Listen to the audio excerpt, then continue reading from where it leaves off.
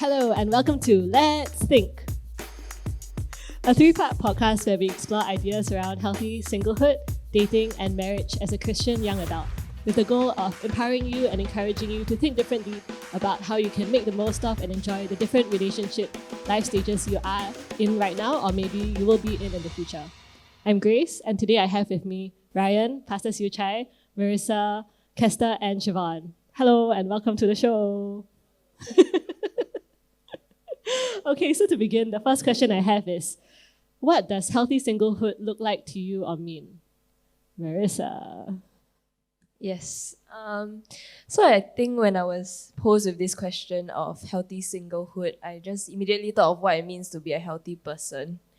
So I think if I imagine someone who's healthy, I would be thinking of someone who takes care of themselves, who is content with their life, who is satisfied, they are grateful of people around them, and overall not just seeing themselves in like a selfish light, but also like considering themselves as part of the community lah. So I think if you were to put it into context of a healthy single, like being someone who is happily single, living life, thriving, is someone who is not resentful of the position they're in. I think especially for people who hope to be in a relationship, right, who are singles and looking out for a relationship, to be, I guess, happy and satisfied when other people get into a relationship. You don't think like, hey, this person also can get into a relationship, I cannot get, or that kind of jealousy.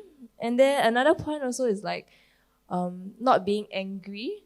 So like not being like, oh, I'm too good for this. Like I'm single because like I don't like men. Like men sucks. Like I just don't want to get into that, because there's, I think, another narrative of like people who are single who might think like, oh yeah, men are just a bother, like they're not responsible to baby after them. That's another thing. Another one would be that, I'm single because I don't want to change my lifestyle.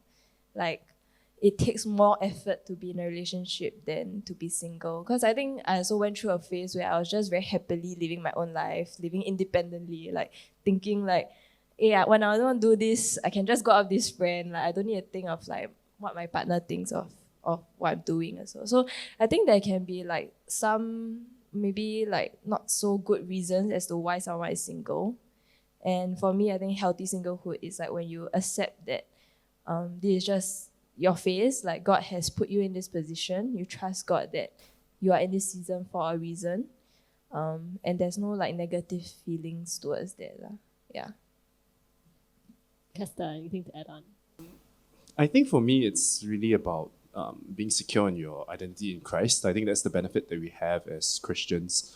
So I think if you are secure in your identity, a group of friends, or some people I've met said this once to me. I think your partner in general, in the secular world, it's you usually hear the term your better half, right? But the interesting thing about Christians is that we are not halves. Because of what Christ has done, we are actually whole. Being single is not a curse or an affliction that some people might think about it that way, but it's really more towards being secure, being okay with the fact that it's okay to be single, it's also okay to be married. I think the Bible mentions that as well. Yeah. I think it's also the idea that there are equal relationship statuses, right? Like being married is not better than being single, or being single is not better than being married. Exactly. Yeah. Pastor Siu Chai? I think the important thing is really to be very active, especially in terms of relationships with other people. What comes to my mind about healthy singlehood is someone who is having the involvement in the lives of other people. I think there's something that, and you do it not just for the sake of finding your partner, but really seeing how in this stage of your life, God has brought all these people into your life, and you can be such a blessing, to the people. And I think that to me is what healthy singlehood looks like. And of course, the basis of that will be that healthy relationship with God. So out of the overflow of that intimate relationship with God, God is using you to be really special to the people around. So I think that's what it looks like.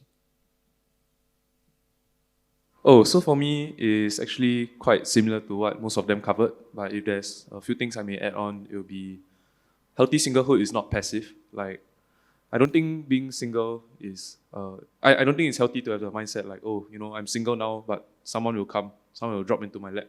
Yeah, so I don't think it's wrong to, maybe work out or dress up or, put in effort to find a partner. Yeah, it's just being very real with your desires with God. Yeah, and another thing is, I think healthy singlehood is maybe through the process of trying to find someone. Healthy singlehood would involve God right at the center. Yeah, so it requires you to be very alert, always making sure like, oh, your walk with God is good and God is at the center. And I think maybe for myself, the process of, talking to someone new or getting to know someone, it's very easy to lose track of how God is at the center. And soon, you are distracted by that person. Yeah, and God no longer takes priority in your life. Yeah, so I think it's something that happened to me quite a lot. So right now it's something that I'm a lot more aware of. Yeah, so the process of singlehood or the process of finding a partner cannot replace God. So for the 4 single people on this panel, do you ever feel lonely as a single? Yeah, of course. I think that is something that if we be honest with ourselves, definitely, right? Especially in times when you're alone, or like during Valentine's Day, or like when you go and attend a friend's wedding, or you see these milestones, and then there is that temptation, especially when you're alone, to have these thoughts, right? Oh, why am I alone? Is it not my turn? Have I been forgotten? And then you choose to wallow in that loneliness. And that was especially so for me in my late 20s. I think when everyone started moving on in their life stages, then I started asking myself all these questions. But I think what I'm so thankful now is that as I've walked with the Lord, as I've come to know who He is, then I have the choice to take these thoughts captive. Do I want to pursue if I'm lonely at night and I watch all these videos on YouTube or whatever, do I want to allow my mind to go down that path? Instead, do I choose to be grateful? Do I choose to turn back to the Lord? Do I choose to be thankful for, hey, there's so many blessings that I've got instead? And that has really helped me cope with that. Yeah, but I think loneliness is definitely something that we all feel, but what next, right? So the first, yes, if you feel lonely, do you dwell on it? Or do you choose to say, no, I'm not going to let my mind spiral? Yeah. Yeah, I really like what you said about content. Like, sometimes when you watch, maybe for me, K-dramas, or in NTU, there's this thing called Bash, Dinner and Dance. So you have couples going up, doing all the romantic stuff. Yeah, so after I watch, I'll be like, oh man, kind of want to get into a relationship now. Yeah, that's kind of cute. Yeah, so I actually actively avoid looking at these things, so that I don't feel single. Yeah, and maybe for me, the feeling of loneliness is not that bad. I'm in this period of life, I'm still a student, so I'm studying, I have CCA commitments, stuff like that. Yeah, so maybe not very lonely, but I would say that when my walk with God is bad, that's when I start feeling the pinch. Yeah, and actually for me, an indication of how good my walk with God is really how content I am in life.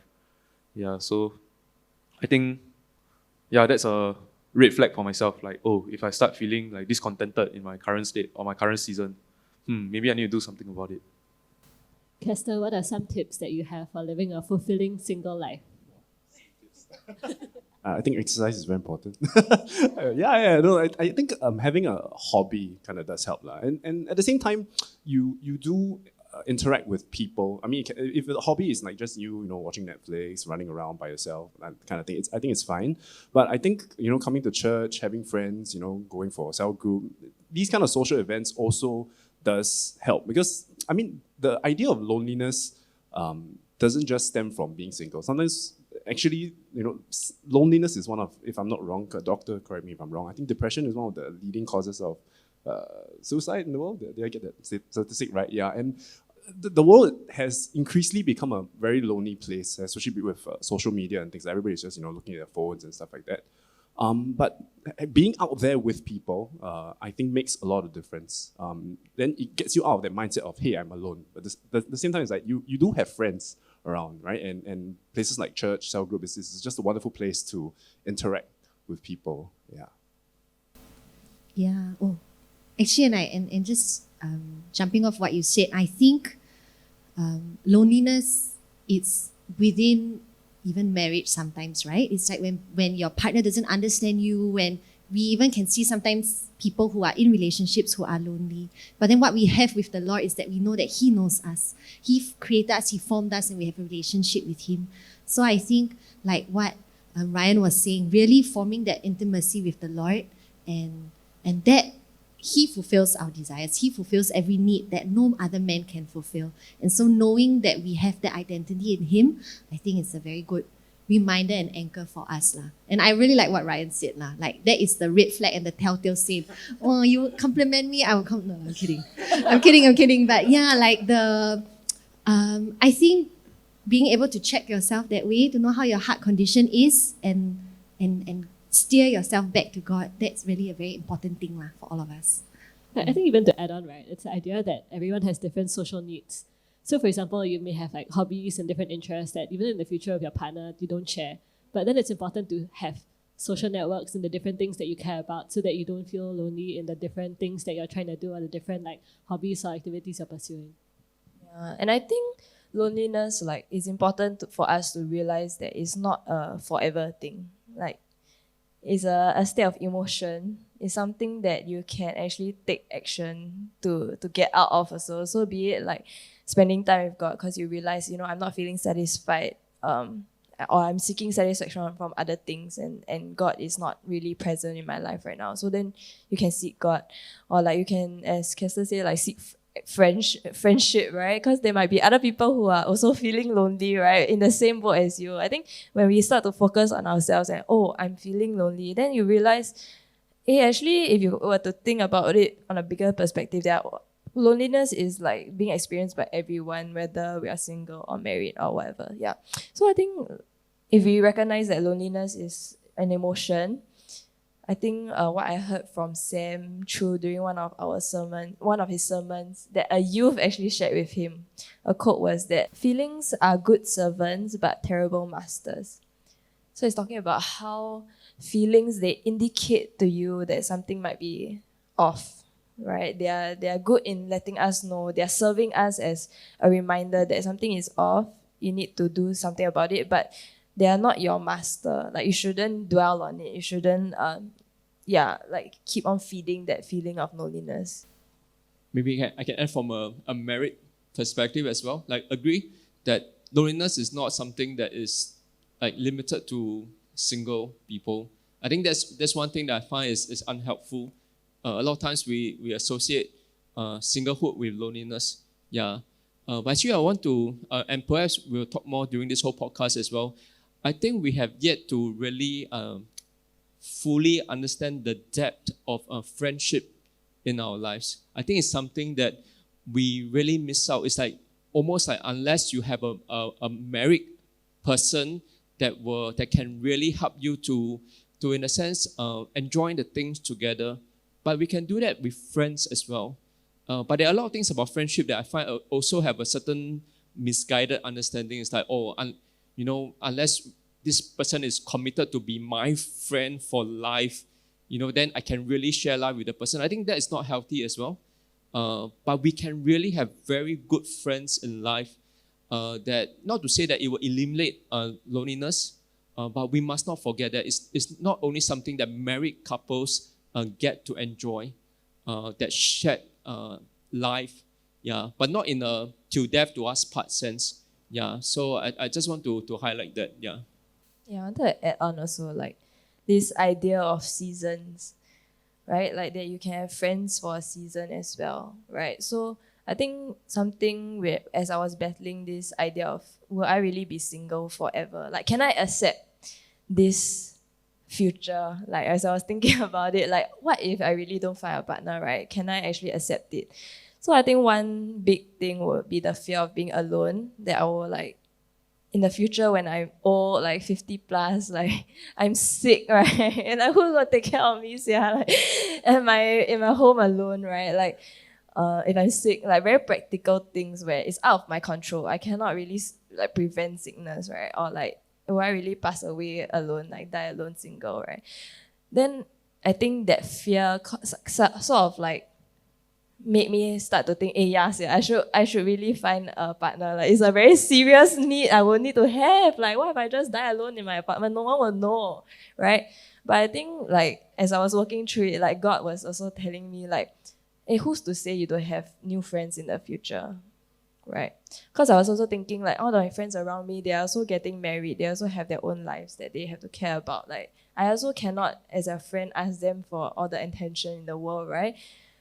But God was telling me like, who's to say that no new friends will come along the way and that I will not be your ultimate provider lah, in providing companionship and like caring for your health and things like that. Yeah. Thanks, everyone. Now we're going to move on to this next section where we will be addressing common misconceptions or things that maybe not so gracious things that people say to singles. So how this works is that on the table, there's 5 different slips of paper. And what I need to do is to take your slip of paper and open it up, read it out with the most, I don't know, like attitude voice you want to use. And then respond to it as if it was something that you heard someone say and you disagree with, or like you just want to challenge the idea.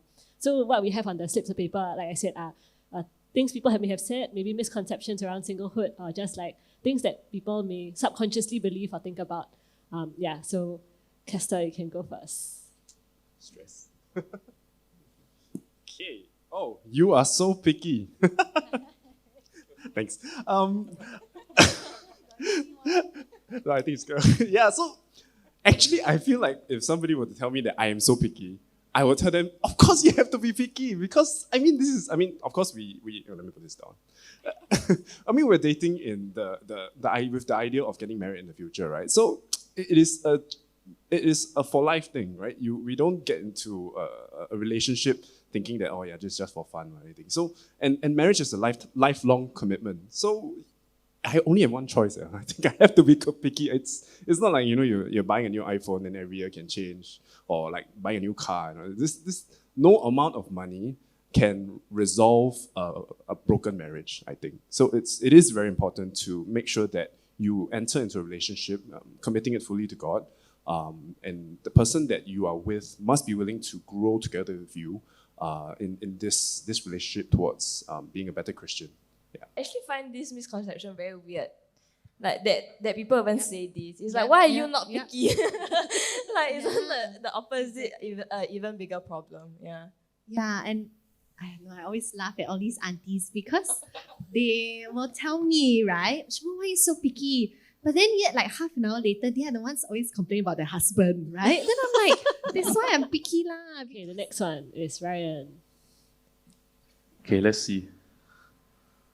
Life only begins when you are in a relationship or married. No. Life only begins when you are in a relationship or married. Okay, I super disagree with this.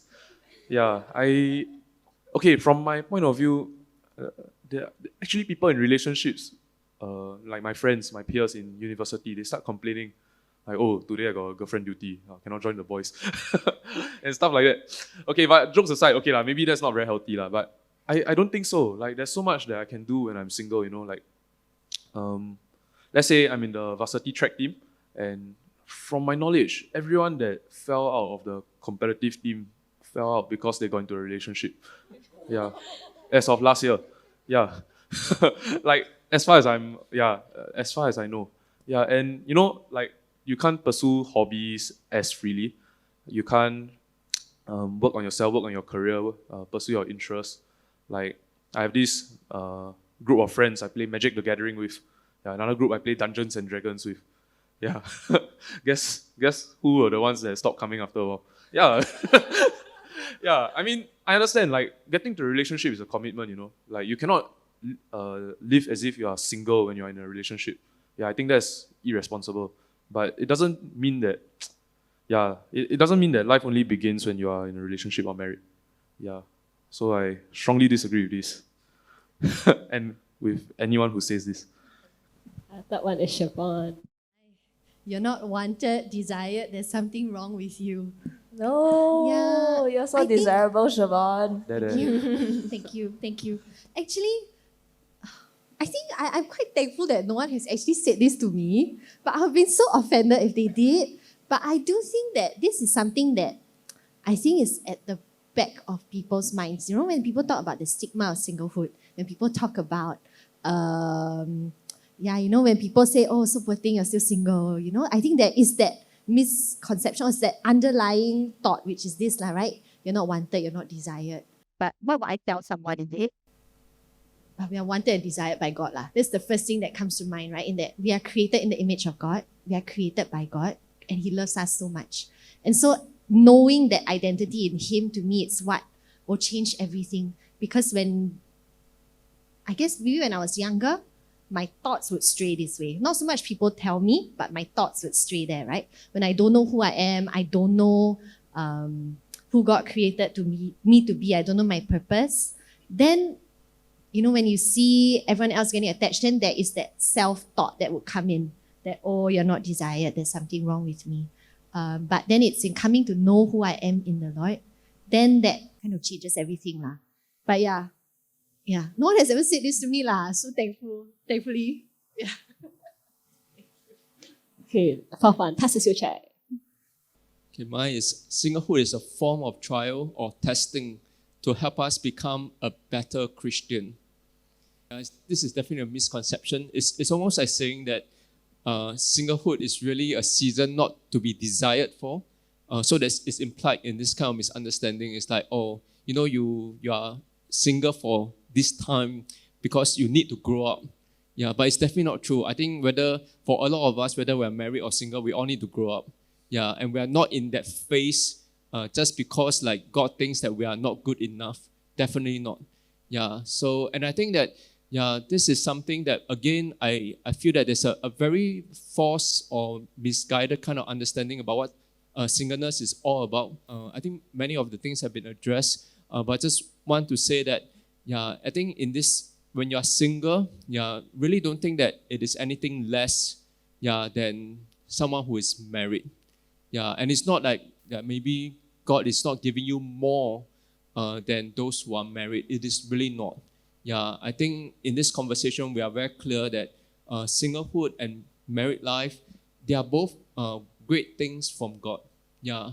And the challenge is for us to be able to be embracing that particular gift in a way that God wants for us. And only when we can embrace it, then we will all be growing. So again, just want to say that, being single doesn't mean that you are less complete. I think Kester mentioned that earlier on as well. This whole idea about getting married and then things are fuller in your life, or that something is always missing if you're not married, is really a misconception. It is not. And we're not saying this to make the single people feel better about themselves. No. It is really not. Actually, I think it's important for us to recognize that, be it you're single or you're married, God has a good plan and a good purpose for you. And of course, God desires for all of us to grow, because there's so much more that God wants for us in our lives, be it single or married. Please throw this out. If you think that you are single now because you need more sanctification, it doesn't work that way. Actually, do you like to continue on that? Do you believe that there's such a thing as a season of singleness? Like God I'm now in a season where I'm meant to be single. Okay, yes. So some of these things will cross into the idea of dating and all that stuff. So we must be very clear about the differences. So if you ask me, that there are people who I will say, let's say I'm mentoring some young people, that I would suggest to them, don't rush into a dating relationship. Don't try to get out of singlehood so fast. In a sense that it's not, again, nothing to do with this idea that, it's really the maturity of the person. It's like, sometimes I think we don't really even know what we really want. And then it's like we jump into something thinking that we know. And then you jump into a relationship thinking that you know, and then you're involving another person in your life that makes a lot of things more complicated. And that's where you realize how little you know, how immature you are. But the damages you do does not only affect you, but also the other person. So I don't know if I'm really answering your question. So yes, in a sense that sometimes I will tell certain young people, if I have the opportunity to really work with them and mentor them, disciple them, I would really say, not so much that can we really be ready for a relationship, but I think there are cases where I think it's quite evident that we need to grow personally first before we really want to jump into having someone else, having a kind of even a committed dating relationship with someone. I do think that there have been, even if I look back in my own life, like certain seasons where I have felt in a better headspace to date. So that's kind of related to like seasons of singlehood, right? Where, I mean, as exactly what Kessa talked about earlier, you have certain periods of time where you're maybe like more focused on building your career, right? Versus like, okay, actually career is kind of stable right now, hobbies kind of stable right now, ministry kind of stable right now. Actually I do have some bandwidth to go and date because this is something that is a priority in my list of things that are important to me, and now I have the time and the headspace and the energy to put myself out there and maybe go on dating apps and meet people. So I do think there are better seasons than others to date, but there may also be certain seasons, maybe like after a breakup, where you're like, okay, I do need to have a season of being single just to process this past relationship, to heal from it, to rediscover myself, to maybe pursue other things. And then when you feel better and like life is good or better again, and you feel like content and at peace, then that's a good headspace for which you can like start dating. Yeah, maybe just to put these two things together. So I just want to be very clear to people listening. There were people who will say, I want to be single for this season because I really want to grow in the Lord and to not be distracted by anything else. And I think I will really applaud people who wants to be committed to that. Again, when they say that, it's not again to say that singlehood become like a way that God will test you to purify you, as if that God cannot do that when you're married. It's not. But I think it's a very different thing. So I just want to clarify that. I think for people who say that, I just want to take this time, I know that perhaps if I get into a relationship, I can be get distracted. I cannot be so involved in church or whatever it may be. But this is the time that I really want to give that undivided attention to grow in the Lord. And I think that's a good thing. But again, I just don't want people to confuse that with the sense that singlehood is a means that God used to make someone better. I think we don't want to confuse the two things. Yeah.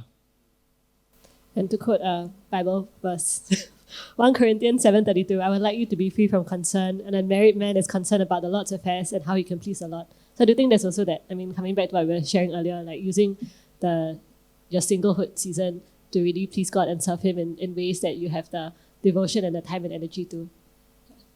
Last one is Marissa. Oh, you're gonna grow old and die alone? This is my own misconception, which I have already shared that I think God will convict you that I think throughout all the seasons that I went through, like the different phases of thought process, of singlehood, of dating, should I be searching and things like that, I think God has always shown me that He has been there for me throughout whatever phase I was in to guide me, correct me, and provide friendship, companionship. So for me, I feel like you're going to grow old and die alone. I think I just want to encourage the listeners, assure them that God is not just a God that is in your youth or so. God will be there. I say until I'm so old, but God will be there even when we are old, even when we are retired, even when we are ill of health. And ultimately, He has been our provider and He will continue to be our provider. So, yes. Just wanted to address for the last time, like the stigma of singlehood. Pastor Seo Chai, where do you think this stigma of singlehood comes from? Actually, this stigma is very real, especially in the Asian context. When I say Asian, it's not just, in a very traditional setting. It's like what many of us we are very aware of is like, it's like people expect everyone to get married. Yeah, whether you think that is like to make your life whole or anything, it's like it's part of life. Like, yeah, everybody should get married. So it's like in a family setting, when you come of certain age and you're not married, people will start to ask, hey, why are you not married? Is it because you're picky and things like this? So it is a very real setting that we even, I must say, in Singapore, it's still a very real setting for us. And so I think that a lot to do with the kind of a cultural setting that we are in. But of course, there's another kind of or perhaps even in the Singapore context, we are growing to this understanding that perhaps, no, there's more to life than just about getting married. But also, I think we have to be careful about that. Again, are you just trying to talk about that just to, in a sense, as a reaction to this cultural upbringing that you are in? But again, I think this whole stigma about singlehood, a lot has to do with cultural, a lot has to do with our upbringing. But I think that I think in a church setting, and I hope that we are not just how to put it, just very much saying the same thing as our culture. Not to say that culture is bad, yeah. But I think that we want to show the world, we want to show the people that we grew up with, the people who cares for us, there is something more to life than just about having this pathway of, eventually you get married, you settle down and you have children. There is more to life than this. So it's never about saying that, oh, married is good or not good, or single is better, that kind of stuff. But I think there is more to life. And I hope that the church will be able to show the world what that life looks like, whether you're married or single. Yeah. I also wanted to share something from my own singlehood journey. So a funny story is that I had a friend who introduced me to this book called The Single Issue. And the context of the book, or the preface of the book, was that this pastor dude in the US realized that there was a lot of content and books being written about marriage and family life, but very little content or theology on singlehood. Right, so I read this book and I was like, wow, what a good book about singlehood. Then shortly after, I got into a relationship. And then I passed the book on to someone else. And then after this relationship ended, the person passed the book back to me because the person had just finished reading the book and remembered that I had passed them this book, right? So I was single again and I was reading this book. And there was this part kind of that addresses the stigma of singlehood. It talked about how in the Bible, the Old Testament context of Jewish society, it was expected that every man and woman would get married and have kids. Because at that period of time, there was no certainty about the afterlife, which is why having a legacy was very important, because you have family to carry your name and bear children and leave that family legacy, right? And so being single was frowned upon. Children were a blessing, and not being able to have children was seen as a curse. So there are different stories in the Bible of different barren women who expressed their grief to God, God, give me a child. But what happened when Jesus showed up was that he taught that worth and salvation does not come from being married or having kids to bear a family legacy, but eternal life comes from knowing Christ and having that relationship with him, and identity comes from that, and that we can live our lives as followers of Jesus. So, just to wrap up, I think a single person is no less whole for lack of a relationship or a marriage, in contrast to traditional Jewish thought, and both married and unmarried people are equally capable to serve and follow God. Yeah, I just want to add on to that, because I think what you just shared is very, very important, and I'm so glad you brought it up. I think our Christian faith is one that really will want help people to say that singlehood is a good thing. Yeah, like you said, there are certain cultures or perhaps even religious beliefs that will probably not say something along this line. And we're not saying this again as a nice way to console people who are single. It's not. We are really saying that, hey, look, this is a very good way to live. And we're not saying that this as opposed to married life. If you read the Bible, you know that both are exalted in a sense, both are celebrated. Yeah. But why is that so? Back to what you said, at the end of the day, for us, our legacy is not how many children we have and how great our children, great-grandchildren are. Our legacy lies in Christ. Yeah, who Christ is to us. That ultimate, feast that we will share with Christ when we see him again. So a lot of things that we enjoy here, be it when we're single or married, it's just a foretaste of the greater things to come. And that's why Paul is saying to us in the 1 Corinthians 7 passage, it actually applies to more than singleness. It's really telling us that, if you're single, don't feel as if you are not having a complete life, or you're married, don't think that you have it all. But because ultimately, right, the ultimate fulfillment of love, the ultimate fulfillment of our joy is not being single or married. It is in Christ. And the ultimate fulfillment comes when, Christ comes again and make all things new and right. And that is the time when we say, yes, we are there. And we all look forward to that. Yeah, so that's why I really glad you raised this up, because it totally slipped my mind.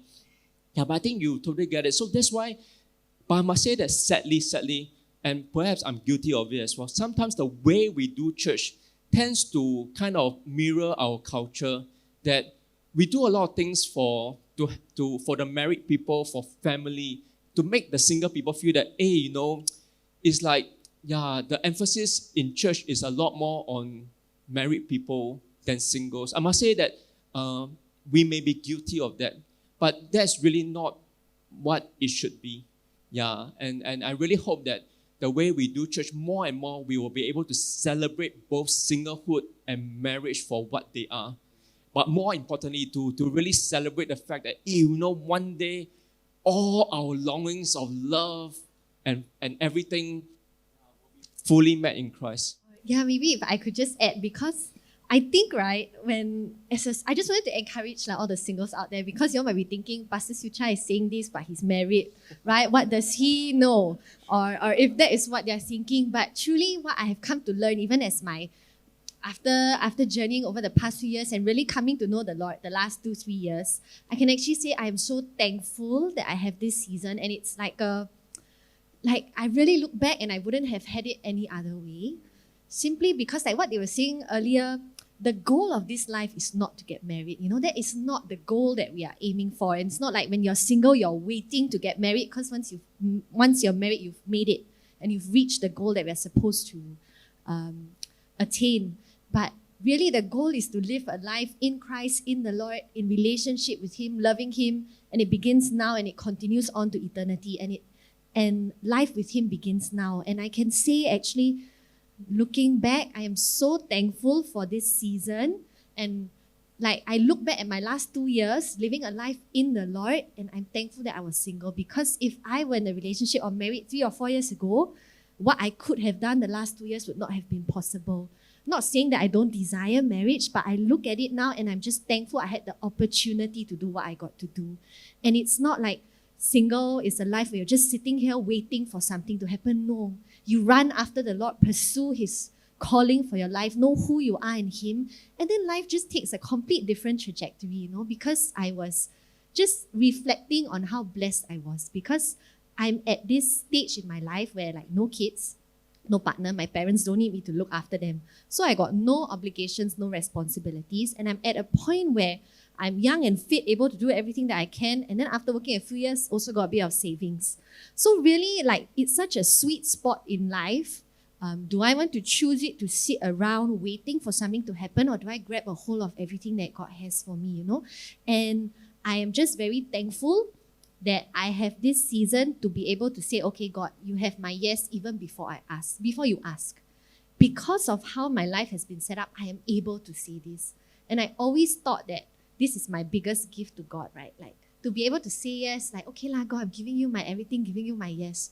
But as I've lived this life with the Lord, I realized that being able to say yes to whatever God has is the biggest gift He gives us. Because He so desires for us to walk in a life that is abundant, and He has a path set out for us already. And He wants to pour out a very rich life for us. Just do we want to say yes and step into it, And so this abundant life will continue through whichever season you're in, single, dating, married, even when you're a parent. But I just wanted to encourage all the single people that it really is a gift, to have this period of your life. Whether or not you find somebody, whether or not you get married, this season that you have with the Lord, you are able to say yes to a lot of things. You're able to do a lot of things for the Lord. Doesn't mean that you dampen the desire. It just means you are got less obligations during this time.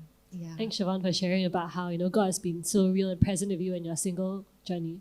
Does anyone else have any stories you particularly want to share about how you've seen God journey with you, or things He's spoken to you about as you've navigated your own singlehood?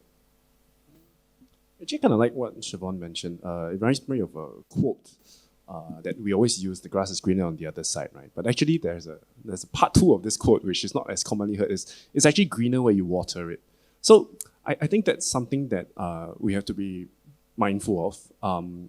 This notion of being secure. I think because we are made. I have this idea of living by design, how God has designed us to be. And I do believe that God has designed us to be social creatures. But in order to, if you were to validate your identity or validate your self-worth based on whether there is somebody out there for you or somebody will care for you when you're old, for example, I think that's a very dangerous notion to have, because you are putting your entire life and self-worth on another human being's hands. And if we all agree that human beings are inherently flawed and sinful by nature, then it's not a very steady place to place to drop anchor, for example, right? But I think because God has created us with a God-shaped hole in our hearts, that is, if no matter what you try to use to fill that hole, it's never going to be enough. It's never going to be complete. You will never feel proper.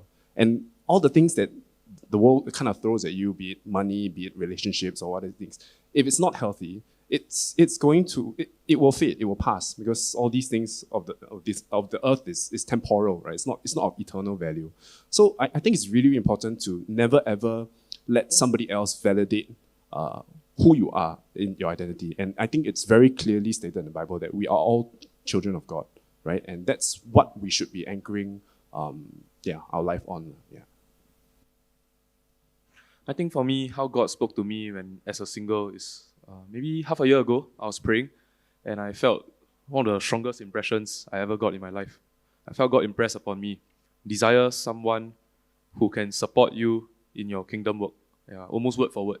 Yeah, and I still remember it to this day. It came out of nowhere. Desire someone that will support you in your kingdom work. And I was thinking, wow, last time my ideal list very long one. God, wow, between this height to that height, optimal hand holding. Yeah, a little too short, your shoulders start to ache, too tall, that kind of thing. Yeah, then there's, a lot of things. What must be musically inclined yet love sports. Wow.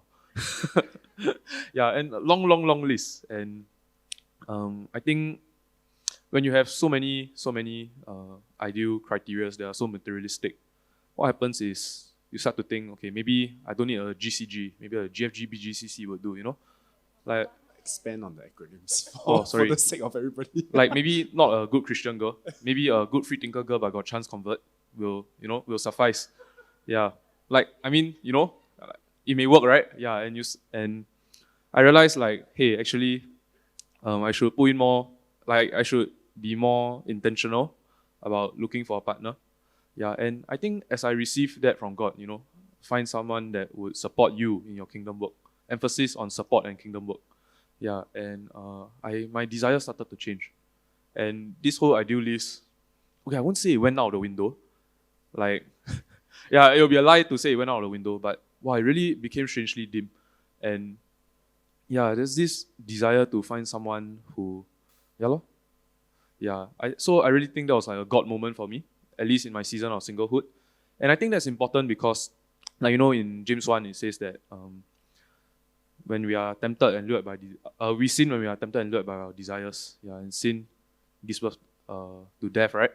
And I think in Galatians 5, it also says that the desires of our flesh are contrary to the desires of the spirit.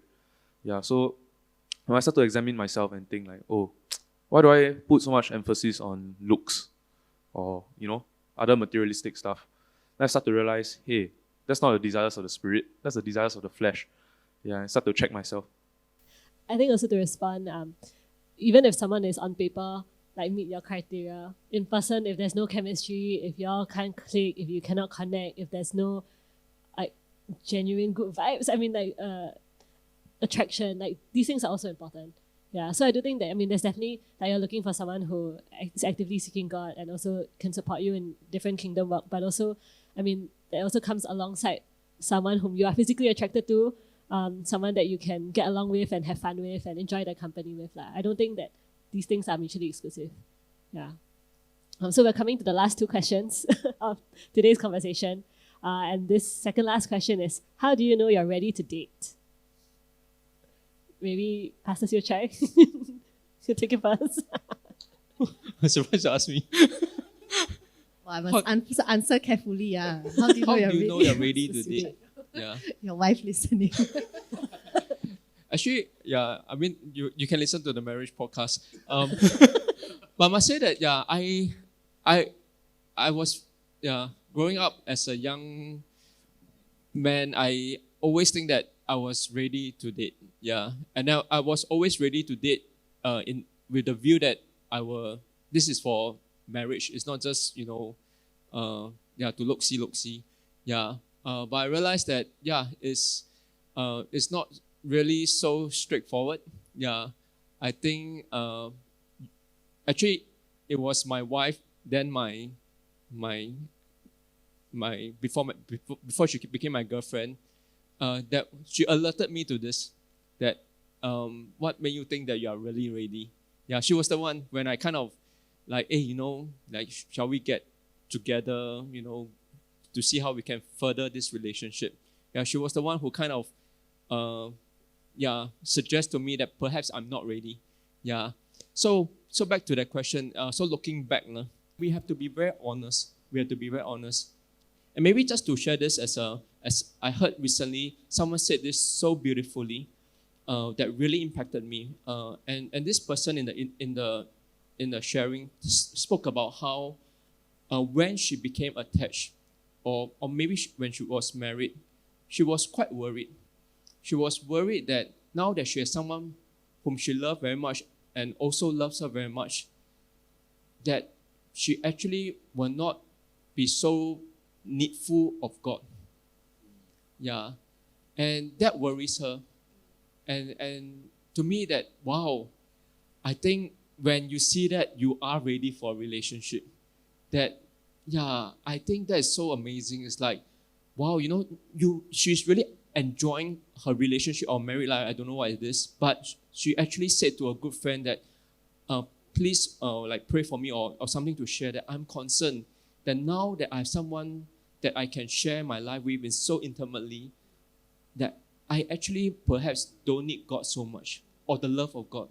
Yeah. And so I think that is a test in the sense that, is the love of God something that is so important to you that when you get into a relationship, you will not want to lose that. I think perhaps it's just God's timing for me to hear that podcast as well. So you're listening to this podcast. I hope it is is benefiting you. Yeah, but again, I think, yeah, in short, this is to me as well, right now in this season of my life, that, yeah, I really do not want to lose the wonder of God's love or my dependency on God's love just because perhaps I can find it somewhere else. Yeah, and I think that's the danger for all of us, whether we are single or we are married. Yeah, but we all know this very well. The love of God will never fail us. Yeah, the love of God. And God really wants us to know His love for us. Yeah. My last question is, how can we better celebrate singlehood? Like, what could celebrating singlehood look like and feel like? Do you really need to celebrate singlehood? I'm not sure, but at the same time, we celebrate long marriages, right? Like, wow, you managed to stay with the person for 50 years. Good job. It took a lot of compromise sometimes, or conversations, and to make things work, right? Because everyone goes through difficult seasons in their life, and if two people come together in a relationship, there's also different things that they both bring to the table that needs to be sorted out, blah blah blah. So great that you have a long marriage, but then for long singlehood, I feel like celebrating singlehood is like maybe is celebrating our relationship with God, that God has managed to bring us through all these seasons, all these issues, all these things, and that we work it out with Him. It's not just and also thanking, being grateful for the people, the companions, the friendships that have so into your life, like have kept you accountable, that have brought you out of dark places, or have seen you through things. So I think it's more of like celebrating God, celebrating your relationship with God, and being thankful for that. I think by this time, if you have listened to the whole podcast, you will realize that we are not trying to elevate singlehood, just so that, it doesn't seems like such a bad thing. No. Yeah, it's very clear to us, singlehood is a gift from the Lord to be celebrated. Yeah, but sometimes we have to be careful. Sometimes we very intentionally try to celebrate something. It's almost like, this thing needs a bit more attention, like very poor thing, so let's make them happier. It's not that. So we're not saying that, so we throw that out. Yeah. But I think what we want to celebrate about singleness is to help people to recognize that what does it mean when you say that it is a gift of God, and that we, like what Marissa and many have shared, that in whatever season you're in, or maybe even when you are in an old age, that singlehood is to be celebrated because of the goodness of God. Yeah. And it's something I want to put it in a very practical, because sometimes people say that, we talk all this like in a very abstract sense, but in the real settings, like the real thing we all face is the point about like, do you have people around you to celebrate life with, to do life together and things like this? These are very real questions. And we want to say that, we can celebrate singlehood because we believe that, God provides everything that we need. And that's where I want to come in and to say that perhaps in a church setting, we can show the world what it means for us to celebrate singlehood, in the sense to celebrate friendship as well. I think I tie these two quite together. Not to say that, like what I think Hester mentioned, we are made for relationship. That is very clear. Yeah. So God made us to be in relationship. But again, like I said, our fulfillment in relationship doesn't have to take place in a context of just a marriage. I think God can give us friends, and they may not be friends for life. They may be friends for certain seasons. Yeah, but there will always be people around us that we can really do life together and to help each other to really love God more and to experience God's love. And that's something that I really hope the church, we can be to show, to really demonstrate that, that in every season of our life, we can be that community that points to the ultimate family that we will have, in the future when Jesus comes again. Yeah, and we will give a foretaste of that. That it doesn't matter whether you're married or single, but the relationships we have in the church community is such a blessing that we will celebrate, whether you're single or you're married. Yeah. And that brings us to the end of this episode. Thank you so much for being here today and sharing your stories, everybody. Thank you. All right. So what's happening next? We have 2 more episodes. The next one is about dating, and the third one is about marriage. I think in the conversation today, we've talked a lot about dating for marriage. So along that journey, I think a big question is, what is marriage? We're dating for marriage, but what is the meaning of marriage? How do we navigate marriage? How do we ensure we're making the best decision about who to marry? If these are the questions that you have in your mind, you can please listen into the next few episodes on marriage. And the second episode is about dating. So I think, dating is a season that is fraught with lots of highs and lows. I mean, even simple questions around like, what are healthy criteria to think about when dating? How do I date well? How do I date in a manner that honors the other person, edifies the other person, glorifies Christ, and has less heartbreak? Right? So if you're curious about all these questions, do check out episode 2 and episode 3, and see you there. Bye-bye.